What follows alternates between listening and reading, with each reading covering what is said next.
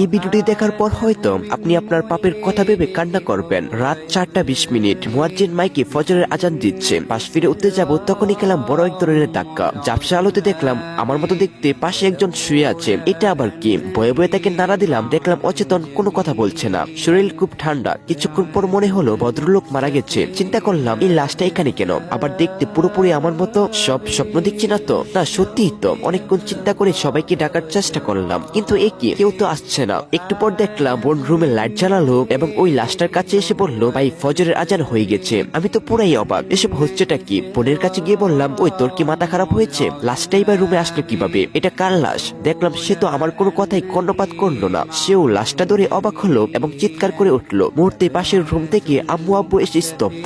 আম্মু দপ করে খাটে বসে লাশটাকে ধরে জাগাতে লাগলো এবং চিৎকার করে বলতে লাগলো, বাবা কি হয়েছে তোর? কথা বলছিস না কেন? কথা বল। আম্মু ব্যাপারটা বোঝার সাথে সাথে বেহুশ। চিৎকারের আওয়াজে চাচা চাচি ভাই ভাবি কাজিনরা সবাই জড়ো হলো। লাশটা দেখে সবাই ইন্নালিল্লাহ পড়তে লাগলো। আশেপাশে কান্নার রোল পড়ে গেছে। মুয়াজ্জিন যখন আমার বাবার নাম নিয়ে বললেন, অমুকের ছেলে অমুক ইন্তেকাল করেছে, তখন মনে হাই ভোল্টেজের শক খেলাম। সবাই আমাকে বাদ দিয়ে লাশটাকে নিয়ে ব্যস্ত হয়ে পড়লো। কাউকে বুঝাতে পারলাম না যে আমি বেঁচে আছি। মনে হলো সবাই পাগল হয়ে গেছে। এক কাজিনকে খেপে গিয়ে একটা ধাক্কাও মেরেছিলাম, কিন্তু দেখলাম সে বিন্দু পরিমাণ প্রতিবাদ করলো না। ফজরের পর লাশটা গোসল দেওয়ার ব্যবস্থা করা হলো। মুয়াজ্জিন সাহেব আরেকজনকে নিয়ে আসলেন গোসল দিতে। দুজন বলাবলি করতে লাগলো, আরে মৃত্যু কার কখন আসে বলা যায় না। এরকম তাগড়া মানুষ মারা যাবে কেউ ভাবছেন? কাল বিকেলেই তো আমাদের সাথে হাসি খুশি ভাবে কত কথা বললো। আমি লাশের পাশে ছিলাম, দাঁড়িয়ে ওনাদের কথা শুনছিলাম। গোসল দেওয়ার পর কাফনের কাপড় পরিয়ে খাটিয়াটার উপর লাশটা রাখা হয়েছে। লাশ ঢাকার জন্য মসজিদ থেকে কালো রঙের কাপড় আনা হলো। সবাইকে শেষবারের মতো লাশ দেখার সুযোগ দেওয়া হলো। এখনো আমার কাছে সবকিছু পরিষ্কার না, কিছু বুঝতে পারছি না। বাসার আশেপাশে প্রচুর মানুষের ভিড়। আত্মীয় স্বজন বন্ধু বান্ধব সবাই এসেছে লাশটাকে দেখতে। কত পরিচিত মানুষ কান্নাকাটি করছে,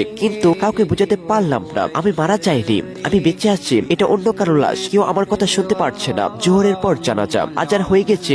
লাশ নিয়ে যাওয়ার মুহূর্তে আম্মু আর বোন লাশ ধরে সে কি কান্না।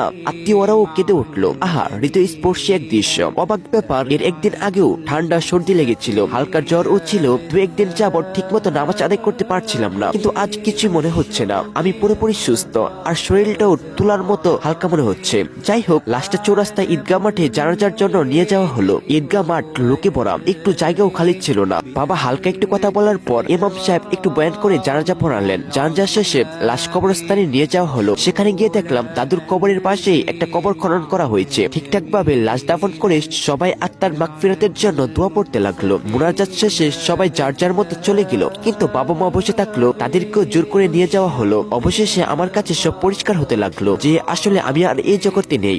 যদি আরেকটা সুযোগ পেতাম তাহলে কত যে আমল করতাম। সবসময় মসজিদে মাদ্রাসায় পড়ে থাকতাম, কিন্তু তা তো আর হবার নয়। একটু পর দেখি আমি ওই বডিটার মধ্যে চলে যাচ্ছি। আমি পুরোপুরি নিজেকে ফিরে পেলাম। কি চারদিকে অন্ধকার আর অন্ধকার। অনেক বই আছে, হয়তো একটু পরেই মন কান্ডাকিরা আসবে, বিভিন্ন প্রশ্ন জিজ্ঞাসা করবে।